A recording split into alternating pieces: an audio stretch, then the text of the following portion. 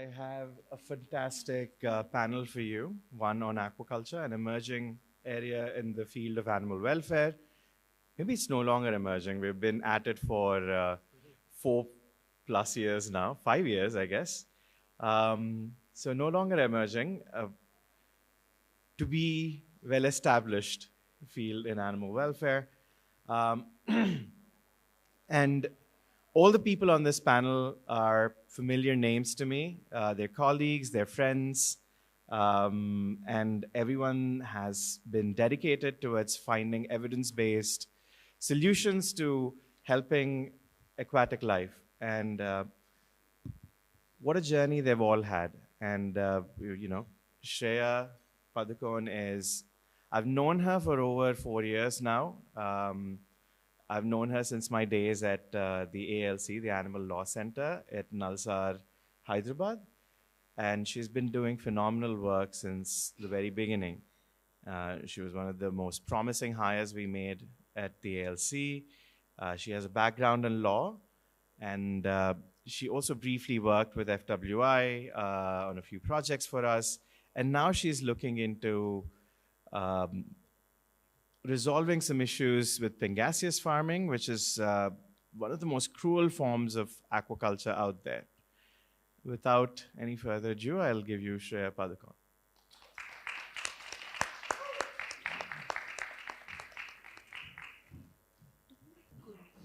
Hello. Yeah.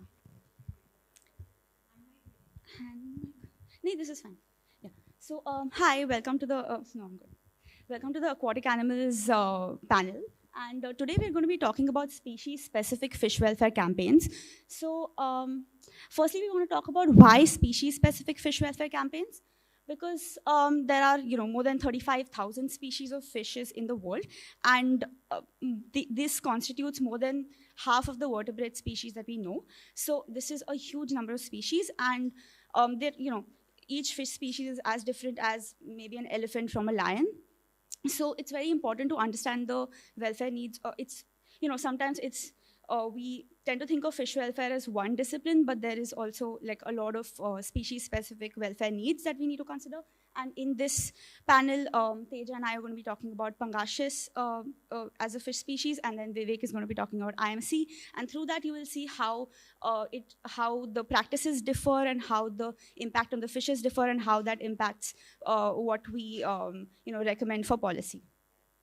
I'm a part of the Animal Law Center at Nalsar University of Law, which is the first animal law center focusing on farmed animal welfare. And our project is looking at a scoping study at pangasius farms, and we're going to be sharing some of our insights from our study. And we want to keep it like a bit more engaging so that you can relate to what we saw on the ground. So we'll do it through some visuals and some exercises. The visuals can be triggering, so if you feel like that's not something you signed up for, you can maybe take a minute and head out when we show them, and then you can come back in. Before we start, we want to acknowledge our supporting partners, Ethical Seafood Research and Fish Welfare Initiative, without which we couldn't have conducted this study. Their expertise and their support has been invaluable. These are some of our expert contributors. Fiolita was one of our speakers. Due to a family emergency, she couldn't make it, but her help has been invaluable. And I guess Aditya and Karthik are also some people that you may have seen around who really helped us with this project. So some quick facts to give you a sense of the scale of the issue. 75% of fish production in India is done through aquaculture, and India is the world's second highest aquaculture producer. Something I forgot to mention earlier when I was talking about the number of species. Of course, the number of species constitutes of freshwater fish and marine fish.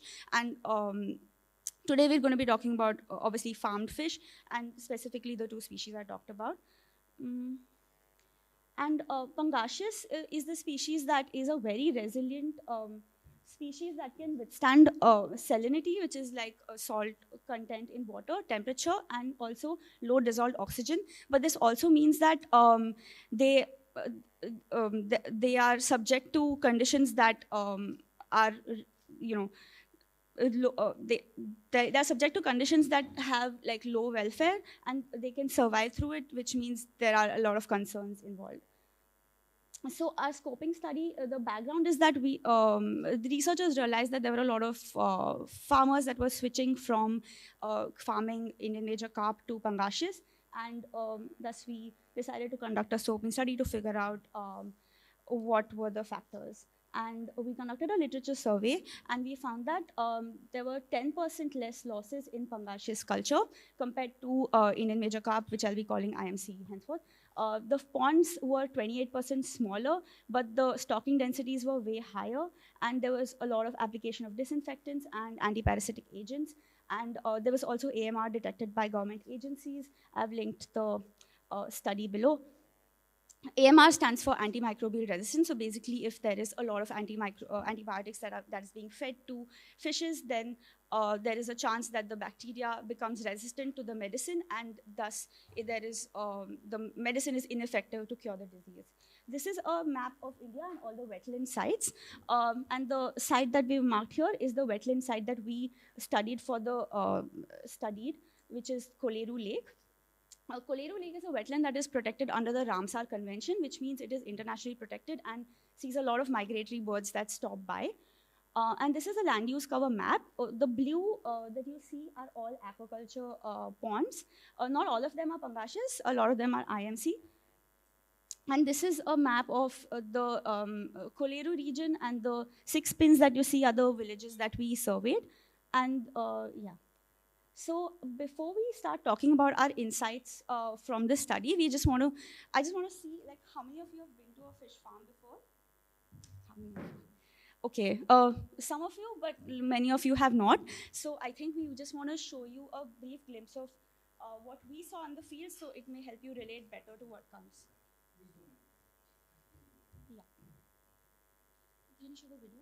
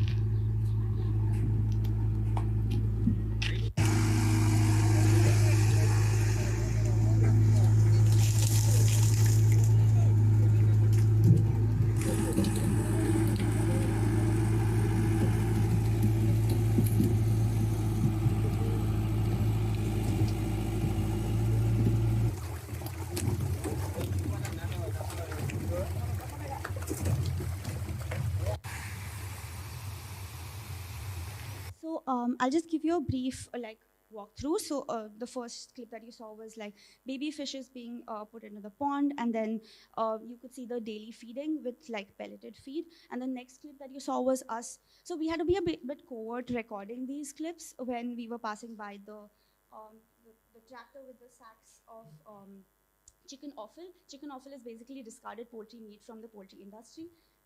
Okay, sorry. So chicken offal is discarded poultry waste from the poultry industry, which is collected over 2 to 3 days and then dispatched. As you could see in the map, you could see that there's like rows and rows of ponds, and then they're all dispatched collectively, and then the supply chain just like they go into each pond. So even passing by the tractor was like a very strong smell of rotten meat, which indicated that it is a huge public health and food safety hazard. Also, the way that the fish were being handled is, as you can imagine, causes a lot of injuries and stress, and it is not. It causes a lot of concern. So yeah, now I want to just. I think now Teja will talk about the insights. Hi, everybody. I know this is data heavy. Sometimes the insights are also very graphic. I would like to take just a minute of your time to do something very interactive. Before we go to the insights, I would like for us to just find out who has the strongest lungs in this room. I know it's weird. You're probably wondering why, but we'll find out why afterwards. So this is the activity I propose. So 20 seconds, we all breathe in, breathe out, and then we completely breathe out, and we see how long we can hold without actually having to take a breath. Okay? Once you start having to breathe in, raise your hands so we find out who's the last man standing or woman standing. Okay? Clear? Time starts now.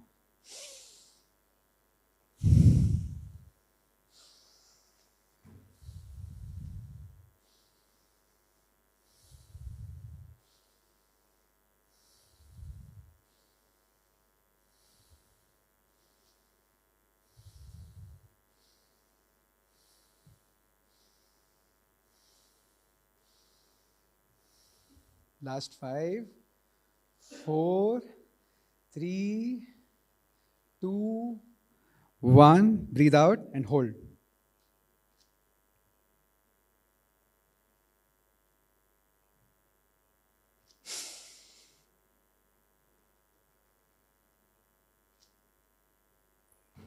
I see some meditators in the room here, some yoga practitioners, some non-smokers, a lot of non-smokers in the room, guys.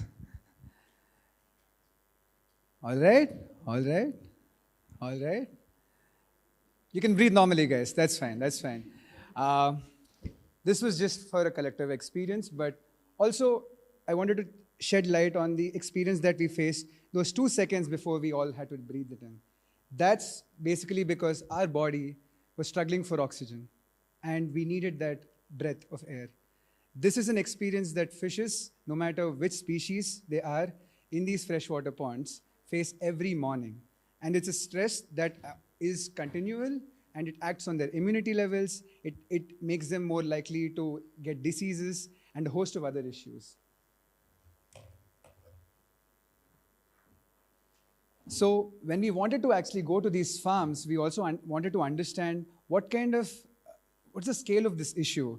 So we interviewed around 30 farmers across those villages that Shreya pointed out earlier, at random, of farmers from different age and experiential levels. And we wanted to see what is the size of these ponds. What we found out is that in total, across all of these 6 villages, each village had around 330 hectares of Pangasius farming, among which the biggest village in total had around 485 hectares of farming, and the smallest had around 20 hectares. We also wanted to see how the experiential levels were spread across these groups, and what we found is that more than 16 to 20 farmers out of this group of surveyed farmers were actually very new, from almost 0 to 6 years of this thing, which tells about how new this kind of farming species is. Why are these farmers actually transitioning from the more well-known IMC kind of species farming to Pangasius? This was a question that baffled us, because most of them actually started with IMCs. When we asked this question, we found out that the major reasons for them shifting from IMC to Pangasius cultivation was that these species are actually quite disease resilient, or at least that was their prevailing attitude, and also that they could take in high stocking densities. There were also concerns about the IMC culture having a lot of diseases in it. A lot of people are facing losses, as Shreya mentioned in the earlier slide, and that there is a low risk case in this business is what is perceived.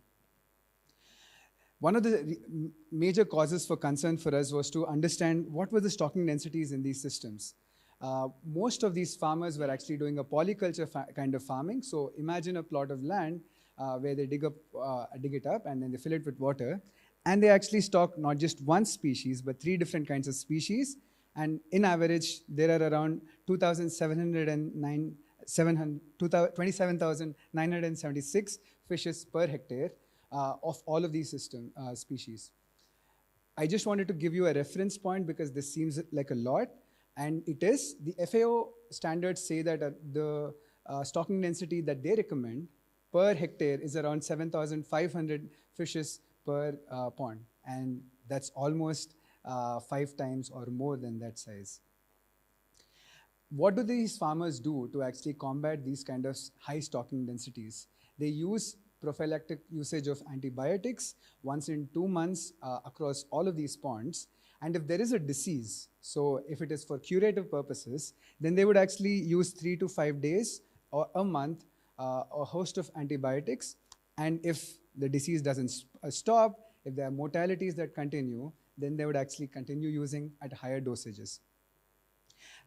What is also important to put in perspective of the literature study is that the ICMR found that because of these practices, the levels of AMR in these ponds were the highest across all the species in the country. And this was a study particularly done in Andhra Pradesh and Orissa, 2 states in the east of India. Another concerning practice that we found across all of these farmers is the fish feeding practices. Feed is, it almost accounts for 60 to 70% of all of the costs. And if farmers are trying to reduce the amount of investment in it, they are trying to do other things. Pangasius, unfortunately, has the perception that they can actually eat any feed. And so what we found is about 24% of them, farmers, are using discarded chicken meat, which is basically offals, not just from the poultry industry, but to our horrific this thing, we found that they're also aggregating these meats from hospitals, from restaurants, and anywhere where there's discarded meat. And they're just dumping it into the ponds. And you saw that in the visual earlier. Only around 41% of them admitted using pelleted feed, and 18% were not even comfortable. Why is there such higher prevalence of mistrust?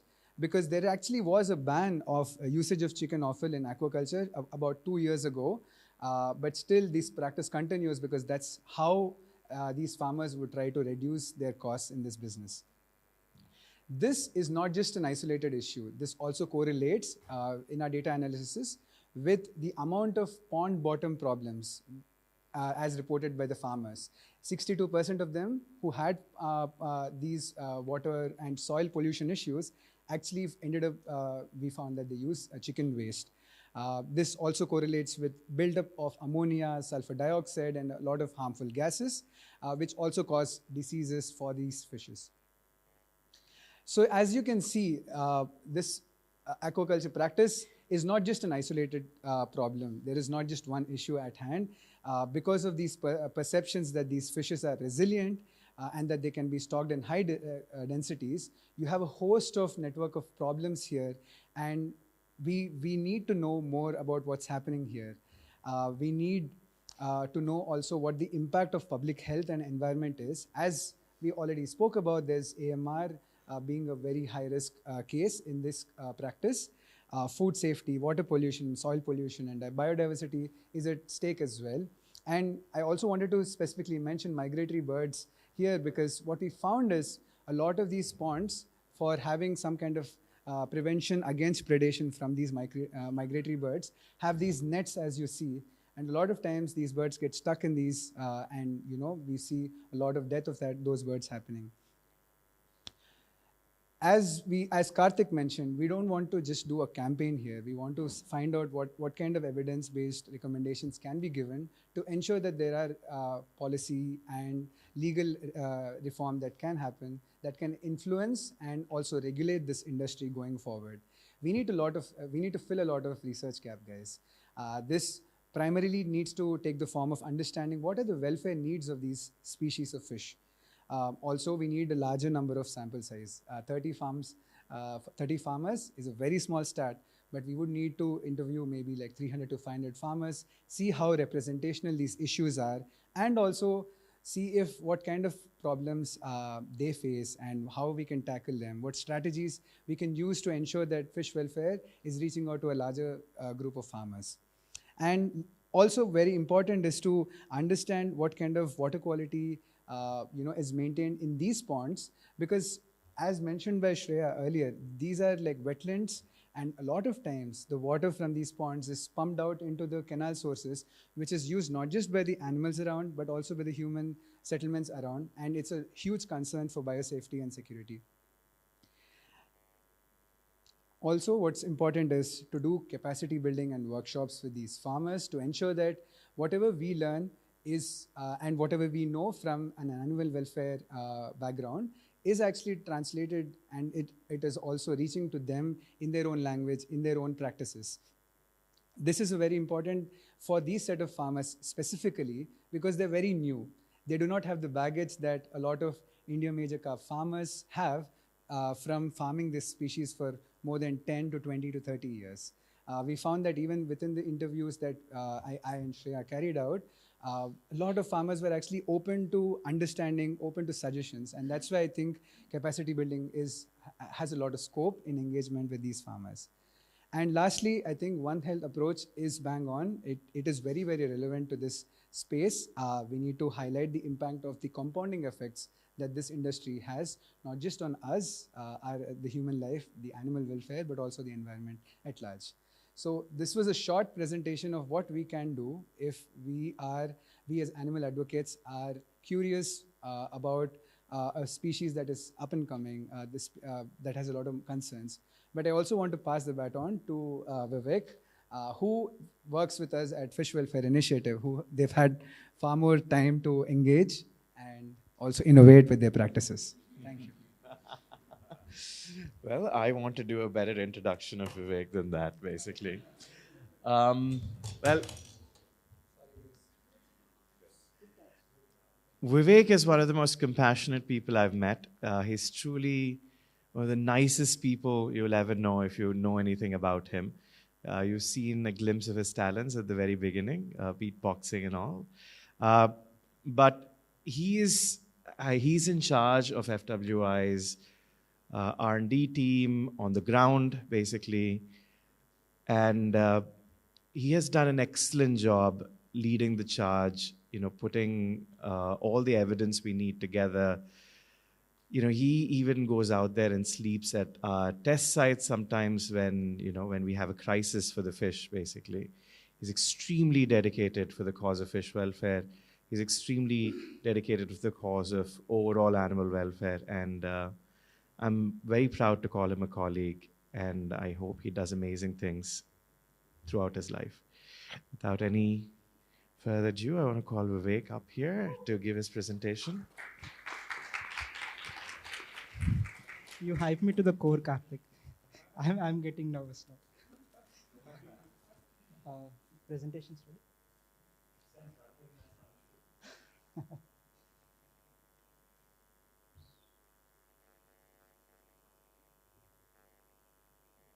Beautiful. All right. Thank you, Teja, for that very informative and very data-driven and very engaging and horrific information that you have shared. And I hope he set a context on how the fish aquaculture practices are happening in the place where we work. And yet you have seen it very horrific and very, to the lack of word, brutal to see all these things happening. In fact, we are seeing all these things on a day-to-day basis. And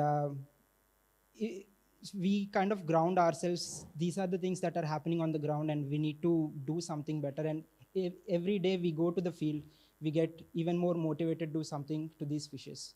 And as Teja mentioned, we've been working in India, particularly that Koleru region, for almost 2.5 to 3 years now. And we have a couple of challenges to bring out this welfare perspective to people and also improve the welfare of fish. And these are the challenges that we have faced all through our journey, and just wanted to share that information with you. This is our beautiful team. Mr. Haven, Karthik, and you can see Shreya and Teja in the place, in the photo as well. Very talented individuals. Some of them are not in the picture, some of them are not working with us anymore, but a very dedicated, talented individuals that we have ever come across. I just want to say kudos to them. Why fish welfare? Again, if you join, so I'm from an aquaculture background. I did my master's in aquaculture and marine biology. After, we have zero knowledge or zero curriculum on fish welfare in our universities and all. After joining fish welfare, the depth that these fishes are having these issues on sustaining themselves within this aquaculture system was not ever spoken in our colleges or universities. So the main question that everyone asks if we go to a university or a farmer or someone, why fish welfare is important. So I just have a small video to bring out to a perspective of why fish are sentient beings. So it's a 1.5-minute video. I want you to speak, understanding the part of it. Hey.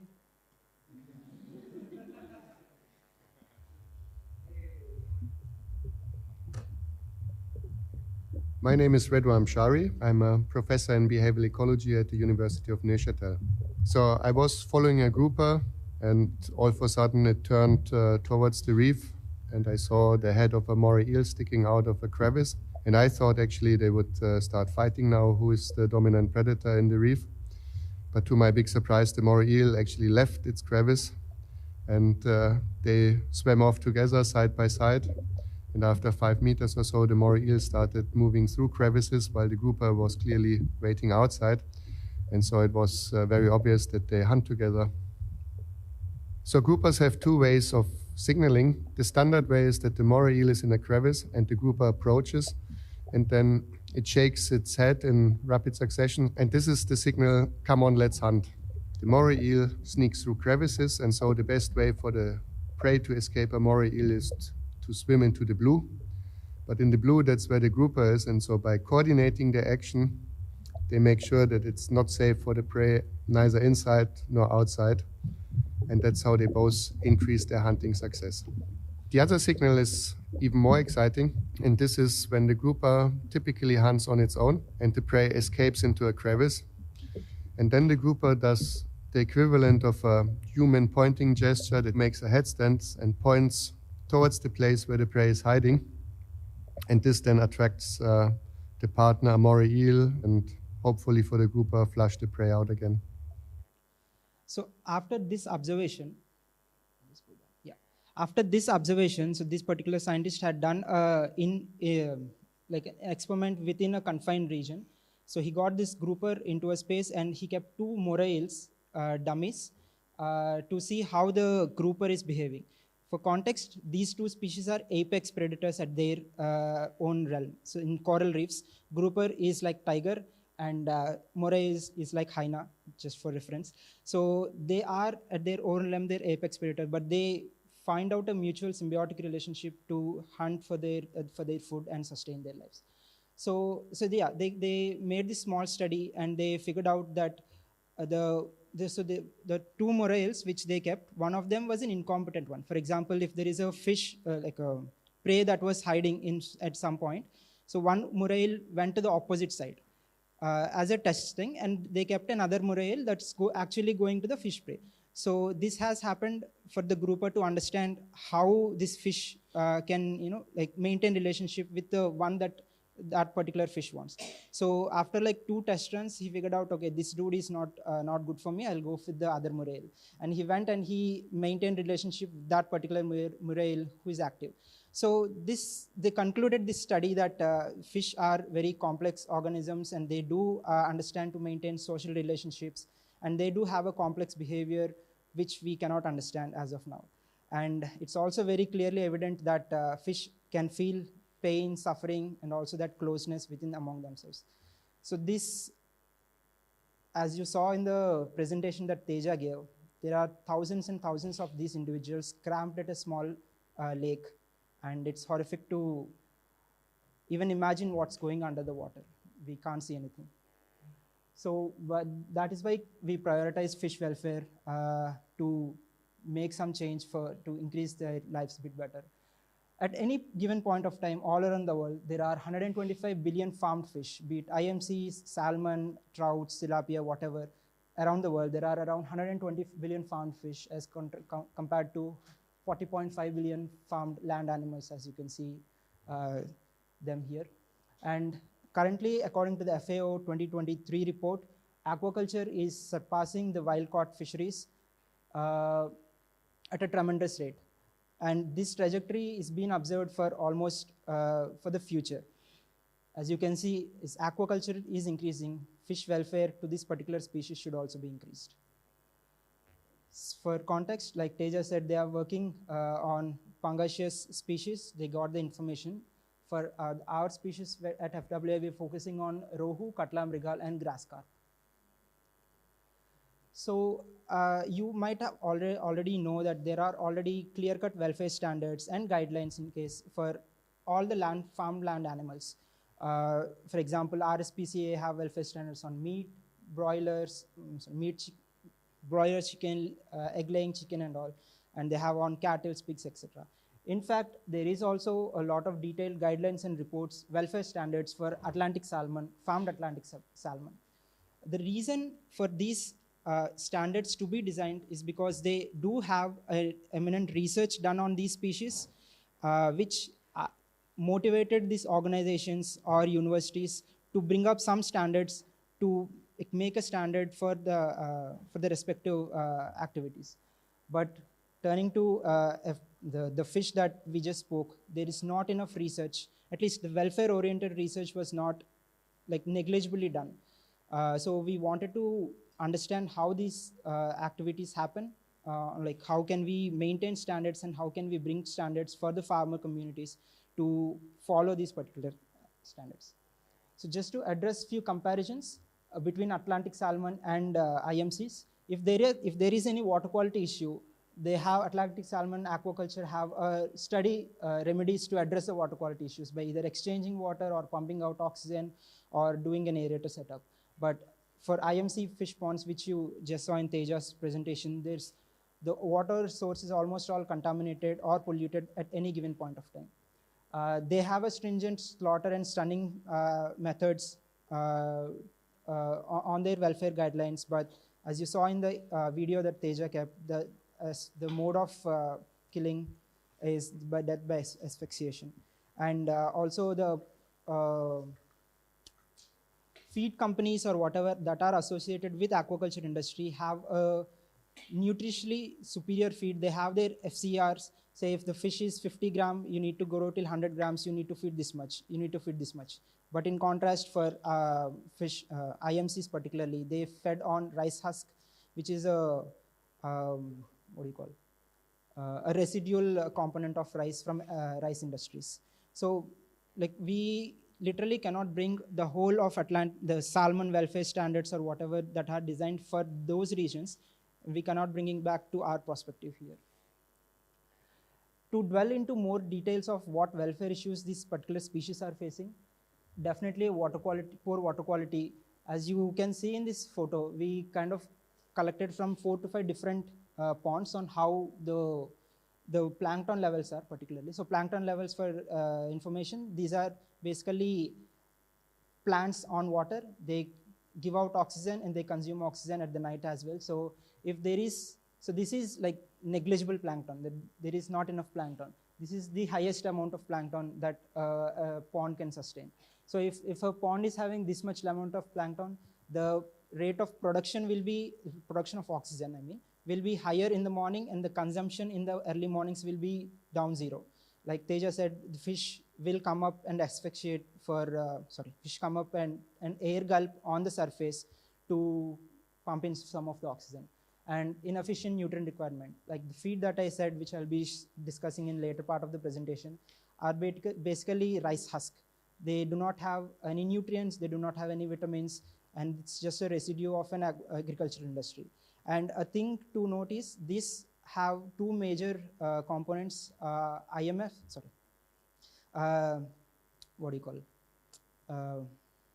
mycotoxins. So mycotoxins are basically the toxins that are produced by fungal species, which make the fish or any organisms to not take enough nutrients into their body. So there are a lot of mycotoxins in the feed that these fish are fed. And obviously there are diseases and external parasites. And the way of killing is inhuman way of death by asphyxiation. And the handling practices are also very rough during while they are either capturing or transporting within the system. And there have been a lot of challenges that we have faced to address, at least give some of the context to farmers, because in the earlier days, we knew that these fish are suffering through different array of welfare issues, but we wanted to provide some interventions to them. But farmers cannot do much of the things because of the pond size. As you can see here, if I showed this to one of my friend who never been to aquaculture ponds, and he misunderstood that as a lake. As you can see, we are trying to collect water quality data through that. So if we want to do any interventions in these such big facilities, it will be really hard to do small changes. And like you said, farmers are tied down because of their economical background or because of their owners, and so they'll have a coalition between like 2 to 5 farmers who need to do some things. If one agrees, the other 2 might not agree. So there have been a lot of hurdles in this changing the definition, changing the whole perspective of that. And like Teja mentioned, there are high stocking densities in all the ponds. For context, IMCs have almost 6,000 to 8,000 fish per hectare if they are only cultured. And there are use of harmful chemicals and antibiotics as a preventive measure. And how we try to approach these challenges to some novel ideas. So we wanted to, so we did few observational studies approaching to these farms and understanding what farmers will do if they face what issues. But we couldn't get enough information. And in fact, we found out that the welfare, we are just scratching on the surface of all the welfare issues that we are seeing from this observation study. And we in fact tried to do a small study associating with a farmer. For example, in this study image, this is one of the farm that should be our experimental group.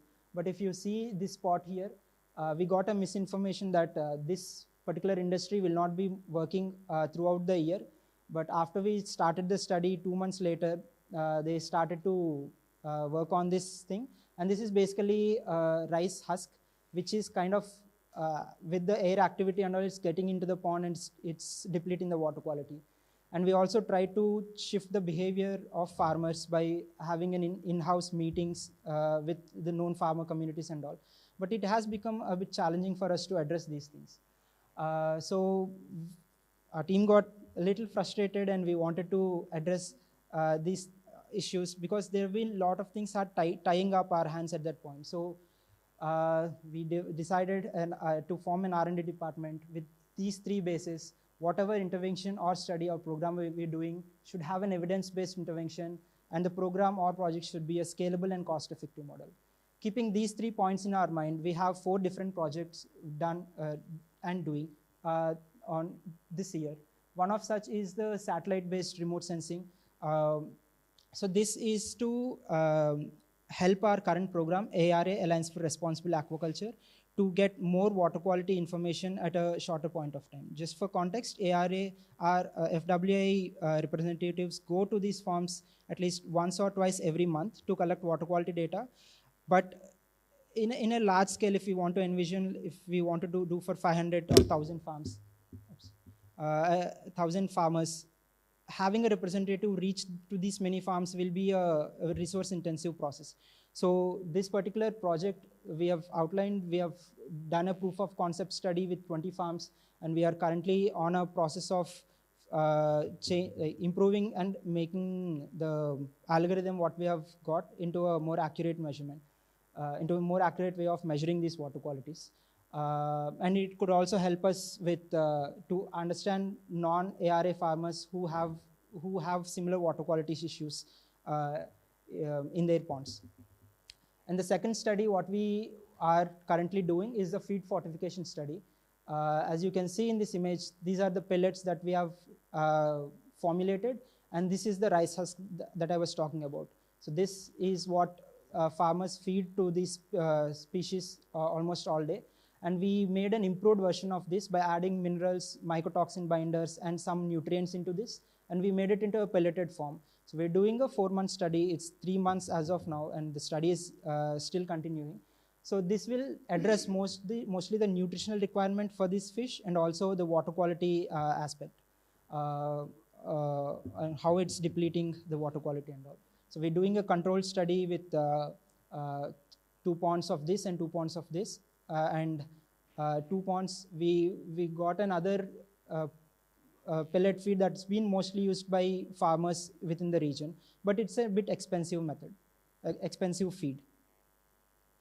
Then the third study that we are doing is the DO tolerance study. This is an evidence-based study that we are conducting. So like Teja said, there have been DO ranges fluctuating almost every day. And on top of that, there is a toxic gas that is formed because of fecal matter and feed waste into the ponds that improves the ammonia levels. Which is a toxic form for fish. If low DO and higher ammonia combines, the mortality levels are unimaginable. So what we are trying to understand is how we are doing this in-house laboratory setup. We did this, and we are doing an in vivo study. How much sustenance can this particular species have? So we are doing with Rohu and Catla on this study. How much sustenance these species have, and so we will also be understanding the blood chemistry part of it to give us a more evidence base. So this research will give us a more understanding, and also for additional non-profits or other organizations, what is the low tolerance level of DO for these species. And the final study that we are doing, which is yet to start, is a welfare assessment protocol. This is a monitoring and evaluation tool. So we want this study to be feasible and inexpensive to get more welfare, metric on welfare standards. As of now, our only proxy is collecting the water quality data, but only water quality data will not give us a clear information on how the fish welfare is compromised. So we are trying to gather more data points from using this protocol. Again, like I said, this is just a protocol. We need to define a set of report after we finalize the protocol over next year. This will help us, the programs and the other organizations, to have a set of guidelines to give a metric on welfare improvements that we have done. Just wanted to share that we have, over the course of year, we've been having lots of ups and downs, in fact, lots of downs, on understanding how to prioritize and how to bring fish welfare perspective into the farmers and also into the people. Again, we've all noted everything on our blog post. This is the QR code for our blogs. And if you are interested, you can look into all our studies that we have done. And in order to engage with our team and to do some groundbreaking work and stressful work, you can work with us. So this is a QR code for our current openings, HRM and an aquaculture expert. I just want to thank you for giving this opportunity to speak. Do you know who drew this art? Can someone say? Beautiful. And do you know what purpose at this particular? Sorry? Oh, wow. And do you know which species? So it's basically a puffer fish, a small, bulgy fish that you see usually in the coral reefs.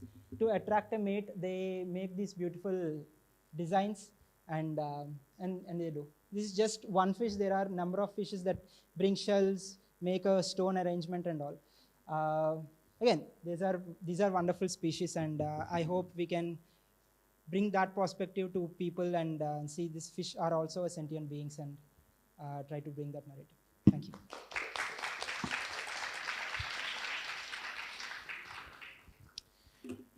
Thank you for that. And we have a lot of questions. I think all of you should come up on the stage, basically, and be at the podium. And that way you can address the questions based on who the best person to communicate that would be. Right? Wonderful job on the presentations. I think all of them brought new insights into the world of fish welfare to everyone in the audience, and the questions clearly reflect that. The first question is, what is the best way to communicate the sentience of fish to non-animal welfare advocates? I think more dialogue would actually be useful, and also examples that we've seen during our slides that Vivek has shown, videos, clips, anything that helps decode the underwater environments to ensure that people understand what's happening is a good start. But more research is needed. I don't think we have enough research into the sentience, into understanding their complex lives. We don't have it yet.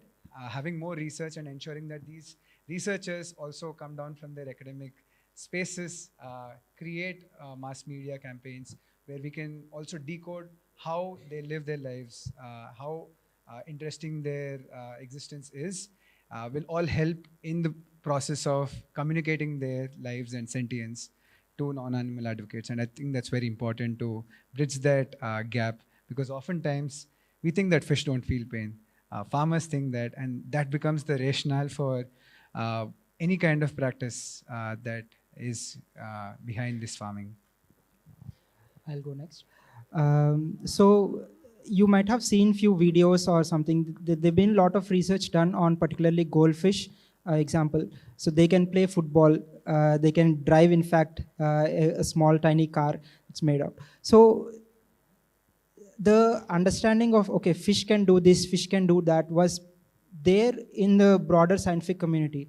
But bringing it to the audience is a lot of people have a small aquariums in their home, and they usually see, like, there are a few videos, and in fact one of my friends' home have this aquarium with a couple of goldfish who do rounds when they are walking by, who come up and they go down. So they've observed these few activities from the fish, and they kind of make small like fun of them, like how the dogs come and sit on their laps or do jumps and all. So I think the point to note here is there should be a lot of visualization of these fish can do things like other animals, and that knowledge should be bridged for people to communicate, kind of compare with other animals.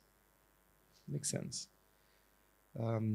You can also get them to read Jonathan Belcom's book, What a Fish Knows. It's good book, it's very guys. Very good informative. book. Actually, I wanted to add to that.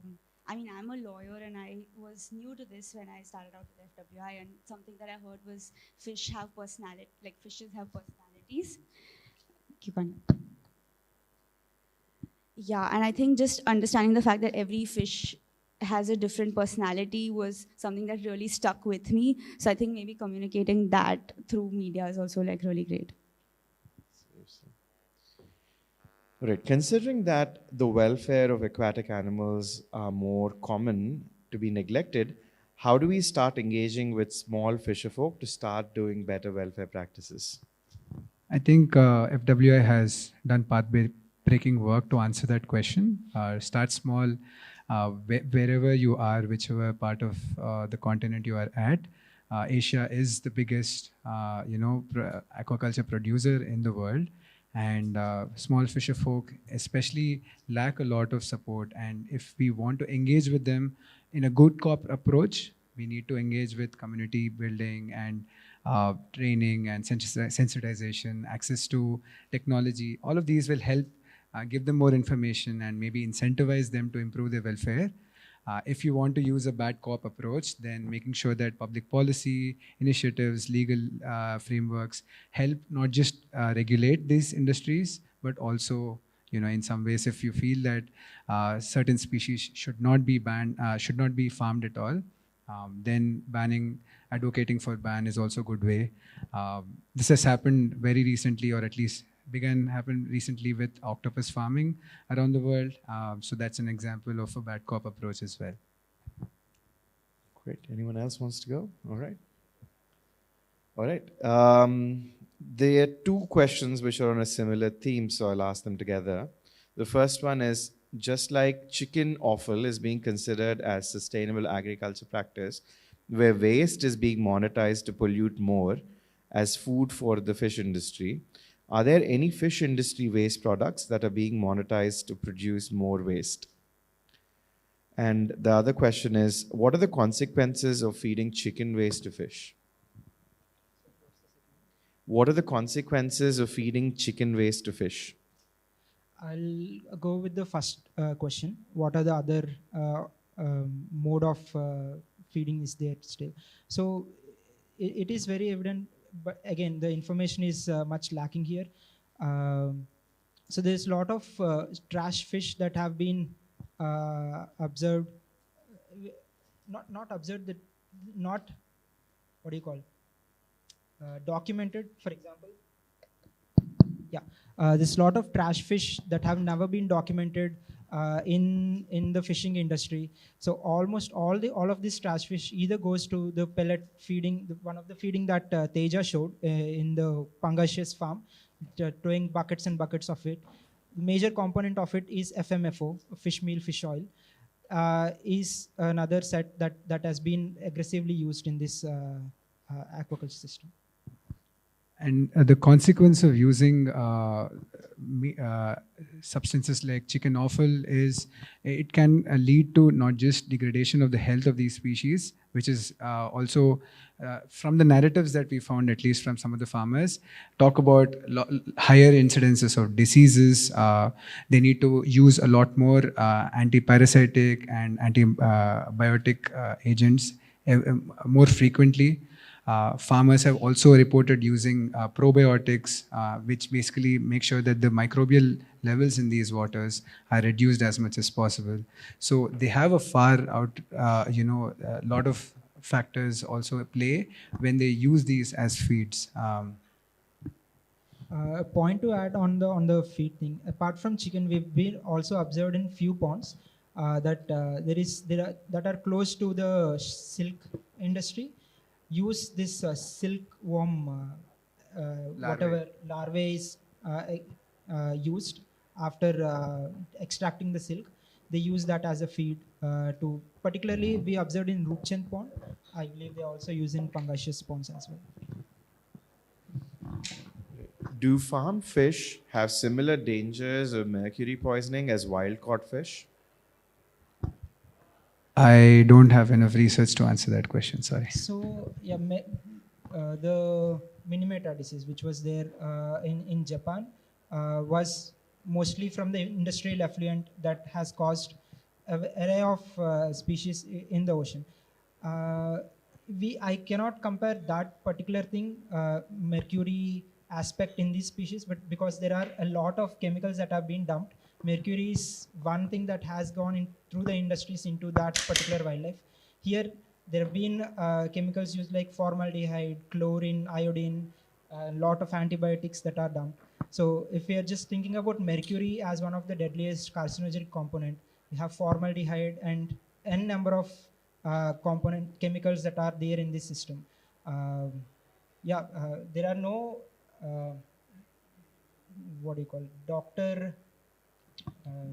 like research done on people that are affected by consuming these things, but there are a lot of chemicals dumped into these systems. Right. Just to add a few things here, I think the FMFO, which is the waste that is generated, considered waste basically, that's basically ocean caught fish, right? Small fish which are not right for the market, in the opinion of the industry, is pulverized and fed to the fish. So there is one road for mercury to get into the bodies of farmed fish as well. And there are also, mercury is known to come from sewage, and that's how, it's entering into the ocean waters essentially. A lot of these fish are grown in sewage water as well, basically. Or rather, sewage water has an easy inroad into the canals, which are used to pump water into the farms. Again, we need more research on this. I think anything we answer right now would be, not evidence-based. All right, and the next question is, how does disease traceability happen in the fish industry? There is very little research on this. the main issue with at least the Indian aquaculture space is that there is very little regulation and quality control of drugs. There are no known veterinarians that we could actually map out who do the recognition and also disease identification and prescription of drugs. It's mostly informal sector operations wherein people who claim themselves to be fish doctors who do not have degrees in veterinarian sciences actually just use cocktails of medicines, and whatever works. If it doesn't work, then they just blame it on lack of biosafety protocols. So traceability becomes a huge issue. Where is the disease coming from? What's the pathogen? And there is very little research that is actually out there which talks about the transmission of diseases and also what are the best practices to tackle them, what are the best drugs that are used for them. The government also has like very negligible amount of presence in this. They prescribe a list of 20 antibiotics and drugs that are banned, but that's just paperwork. Nobody actually follows that. In fact, the first 3 drugs on that list are the most widely used drugs as well by the farmers. So there's a lot of issues there. Oh, and I also wanted to add that these are also like classified as critically important drugs by the WHO, and it's really dangerous that they're being overused so indiscriminately.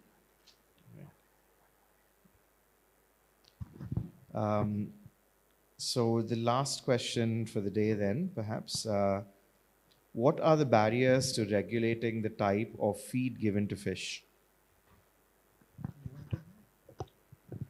I think 2 main barriers that I can think about is one is the industry that is actually interested in this has very little control on the prices themselves. So farmers, for instance, they're juggling a multitude of hats. They are not just trying to rear fish, but they're also trying to do business. They have to put in all their risk into the investment and whatnot, but they do not actually have the control of what prices they actually can sell the fish in the markets. So as a result, they try to always reduce the amount of costs that they put into the feed. Sorry, the time's up. I'm trying to wrap it up. But there's also barriers with regards to the government itself. Very little interest is shown in regulating this kind of feed.